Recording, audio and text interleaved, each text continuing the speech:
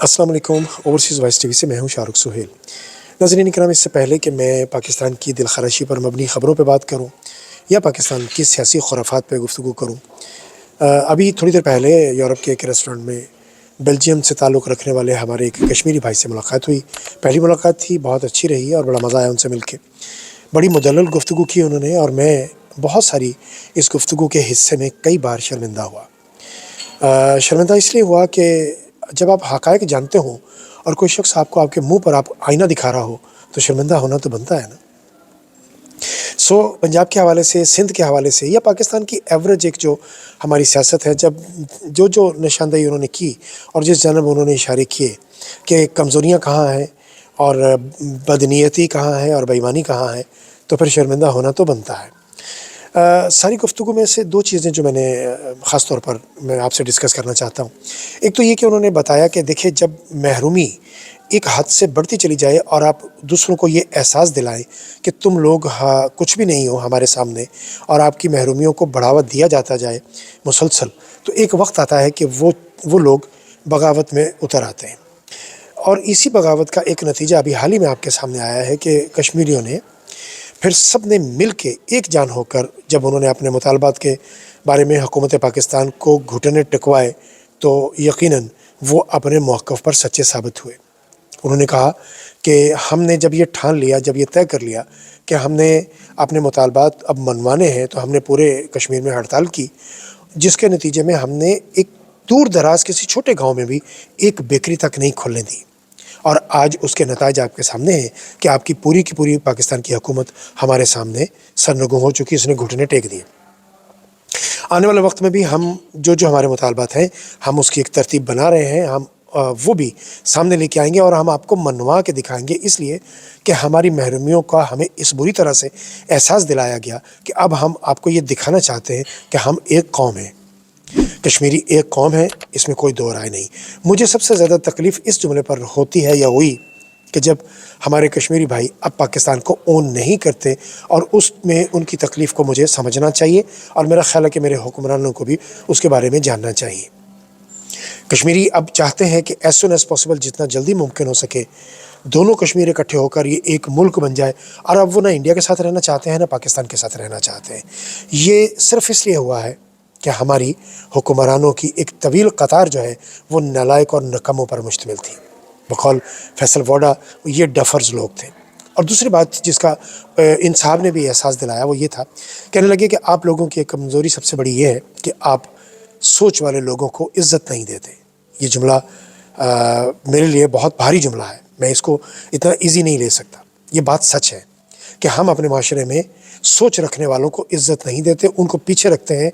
और बकौल फिर फैसल वाडा कि हम डफ़र्स को जब आगे लेके आते हैं, तो आज हमारे मुल्क की जो हालत है वो आपके सामने है। $500 मिलियन का जो कर्ज़ आलमी बैंक ने आपको देना था, वो कैंसल हो गया, सिर्फ़ इसलिए कि उन्होंने देख लिया कि मुसलसल हमारे हुक्मरान झूठ बोल रहे हैं। डॉक्टर मोहित पीरज़ादा ने एक बड़ी हौलनाक, खौफनाक खबर जो शेयर की है आप सब दोस्तों के साथ, कि सैटेलाइट के जो चीज़ें हैं वो तो नहीं छुप सकती। आप पाकिस्तान में अंधेरा करके आप अपनी फुटेज छुपा सकते हैं, ऐसी फुटेज आपकी जो है वो आप उसको गायब कर सकते हैं, लेकिन सैटेलाइट की फुटेज जिसको दुनिया भर को एक्सपोज़ किया जाता है, और बिलख़ुसूस पाकिस्तान जैसे मुल्क पर तो गहरी नज़र रखी जाती है, या अरबों पर गहरी नज़र रखी जाती है, और वो फुटेज उनके पास मौजूद है। और आने वाले वक्त में ये तमाम मनाज़र सामने आ जाएंगे, आप चाहे जितना मर्ज़ी इसको छुपा लें, और ये वक्त आना था और ये आके रहेगा।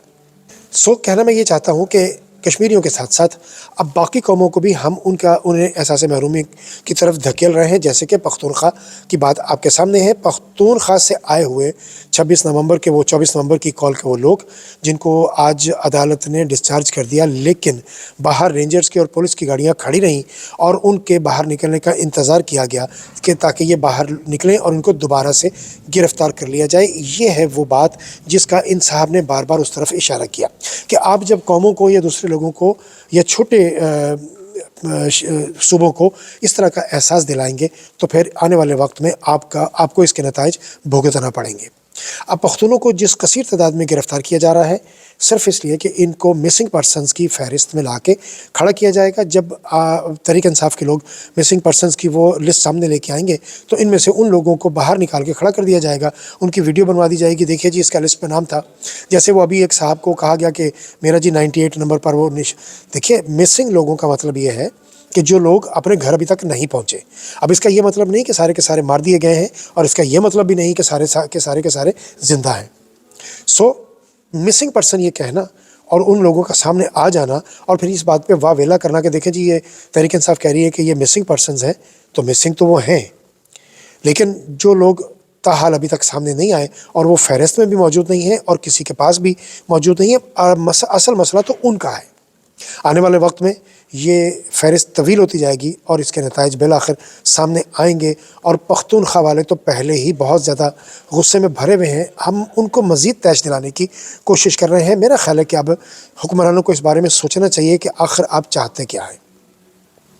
اگر آپ یہ چاہتے ہیں کہ اس ملک کو توڑنے کی طرف لے کے جانا ہے تو پھر ٹھیک ہے, لگے رہو منا بھائی, پھر تو آپ کا جس طرح دل چاہتا ہے آپ کیے جائیں, اور ایک وقت آئے گا جب یہ ایسے محرومی کے بارے میں لوگ بغاوت پر اتریں گے تو پھر تو بالآخر یہ ملک ٹوٹے گا ہی, خدا نہ خواستہ.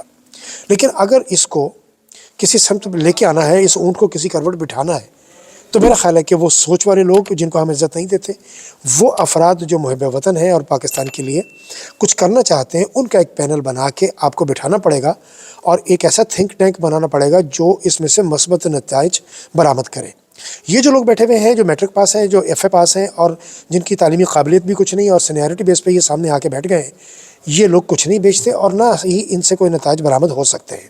یہ اناؤں کے مارے ہوئے گھٹیا قسم کے لوگ ہیں. یہ ابھی وہ دیکھ لیجئے, مظہر برلاس ہیں ہمارے ایک صحافی, بڑے کریڈیبل سینئر صحافی ہیں.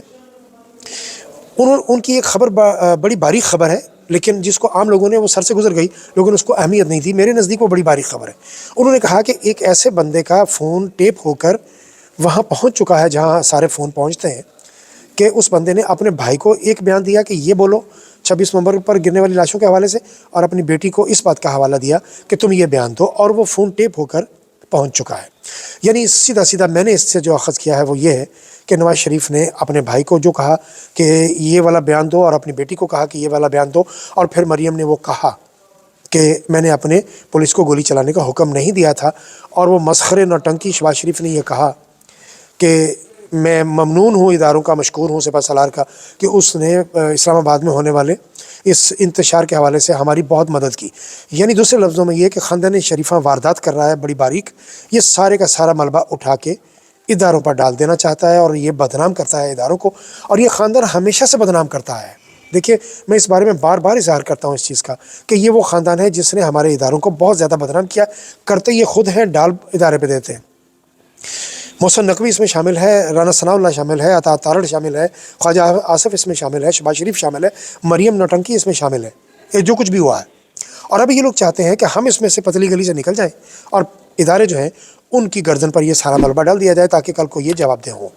میرا خیال ہے کہ ادارے کو اس بارے میں ایک بڑا پازیٹیو سٹانس لینا چاہیے, اور اس پر اس کا جو بھی احاطہ ہو اس کو کرنا چاہیے. ویسے میں آپ کو ایک بات بتاؤں, فیصل وڈا کے تابڑ توڑ جو حملے ہو رہے ہیں نواز شریف پر اور اس جماعت پر, اس سے ثابت ہو رہا ہے کہ ادارہ جو ہے وہ اب ان سے نالہ ہے, بلکہ ناک ہو گیا ہے. اب وہ ان سے جان چھڑانا چاہتے ہیں. یہی وجہ ہے کہ اب نواز شریف کے بارے میں پھر سے خبریں آ رہی ہیں کہ نواز شریف باہر نکلنا چاہتے ہیں, اور واپس جا کر وہ اینٹی اسٹیبلشمنٹ ایک بیانیہ پھر بنائیں گے اور اپنے آپ کو شہیدوں میں شامل کرانا چاہیں گے. وہ ہمیشہ ایسے ہی کرتے ہیں, انگلی کٹوا کے اپنا نام شہیدوں میں لکھوانا چاہتے ہیں, جبکہ یہ سب لوگ جانتے ہیں کہ یہ غدار وطن ہے, اس نے ہمیشہ پاکستان کی پیٹھ میں چھوڑا گھونپا ہے. یہ وہ خاندان ہے. رہ گیا معاملہ کہ اس کا یہ کہنا فیصل وڈا کا کہ ان میں سے کوئی انگریزی کا ایک پیرا نہیں لکھ سکتا, تو یہ بات تو ٹھیک ہے. ہاں اس میں ایک بندے کو اس نے رائے دی ہے, مراد علی شاہ کو, کہ جی وہ انگریزی بول سکتا ہے, اس کو وہ لکھ سکتا ہے, کیونکہ فیصل وڈا آج کل زرداری کی گود میں بیٹھا ہوا ہے. اور آنے والے وقت میں اگر کا لفظ بول رہا ہوں, اگر پیپلز پارٹی کو حکومت دی جاتی ہے, بلاول کو کیے گئے وعدے کے مطابق کچھ عرصے کے لیے وزیر اعظم بنایا جاتا ہے, تو یقیناً فیصل وڈا اس کی کابینہ میں ایک وزیر ہوگا اور اس کو کوئی اچھی وزارت مل جائے گی. یہی وجہ ہے کہ وہ خاندان شریفہ کی کاسہ لیسی بھی کرتا ہے اور اس کے گن بھی گاتا ہے. اور آخر میں خرم دستگیر کی وہ ہلکی سسکیاں آپ نے سن لی ہیں. خرم دستگیر کہتے ہیں کہ 1 سال ہو گیا مجھے رابطہ کرنے کے باوجود نواز شریف سے میری ملاقات نہیں ہوئی، بہت سے لوگوں کی ملاقات نہیں ہو رہی۔ وہ لوگ جنہوں نے فارم 47 کو قبول کرنے سے انکار کیا ان میں خرم دستگیر بھی ہے۔ شکر ہے کسی معاملے میں تو خرم دستگیر کو غیرت آئی اور اس نے اس ہار کو قبول کیا۔ یہی وجہ ہے کہ نواز شریف کو غصہ ہے اس بات کا کہ جب میں نے فارم 47 کے تحت ہارا ہوا الیکشن میں نے جیت لیا، فارم 47 کے تحت میں بیٹھا ہوا ہوں، میری بیٹی بیٹھی ہے، میرا بھائی بیٹھا ہے، تو پھر تمہیں کیا تکلیف ہے؟ تم نے فارم 47 کیوں نہیں لیا؟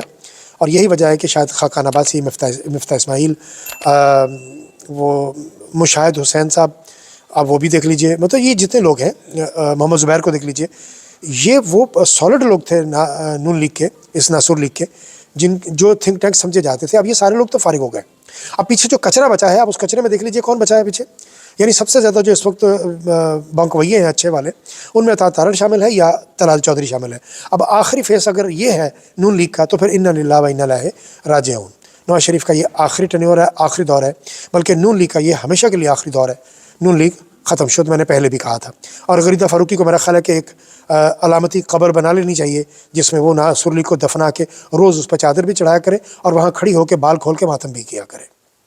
26 نومبر کو انیس ستی، ہمارا وہ بچہ جو شہید ہوا، اس کی قبر کی تصویر نے آج بڑا دل دکھایا، اور اس پر جو پی ٹی آئی کا جھنڈا لگا ہوا تھا، یہ جھنڈا اب تک تب تک سرنگوں نہیں ہوگا انشاءاللہ جب تک اس ملک میں انصاف کی بالادستی قائم نہیں ہو جاتی حقیقت والی۔ یہ جو پپٹ ججز بیٹھے ہوئے ہیں، یہ جو دلال ججز بیٹھے ہوئے ہیں، میں ان کی بات نہیں کر رہا، لیکن پی ٹی آئی کا وہ جھنڈا جو اب شہداء کی قبروں پہ لگایا جا رہا ہے، اس جھنڈے کی آنے والے وقت میں بہت اہمیت ہوگی۔ یہ حکمران جمع خاطر رکھیں، انہیں اس بات کا جواب دینا ہوگا، اس بات کا حساب دینا ہوگا۔ ابھی تک کے لیے اتنا ہی، باقی باتیں اگلے ولاگ میں۔